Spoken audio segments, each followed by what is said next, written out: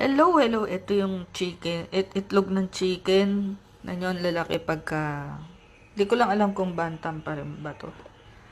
Pero yung sa road chicken malalaki. So, libre na kami sa itlog. So, ito ang kulay ng fertilized na egg. Orange na orange siya. Ewan ko sa picture kung orange na orange. So, anyway, libre na kami sa itlog. So, minsan napapabili ako sa palengke, pero kailangan talaga mag-stick na lang ako sa fertilized na egg. So, ayan. Ang dami kong itlog na na-harvest. So, anyway, ayan, tingnan nyo, orange na orange. Pagka fertilized na egg. So, galing to sa hinarvest namin na eggs. Hello, hello, hello. So, ayan. Alam nyo bang nagbabaon ako pag nasa labas?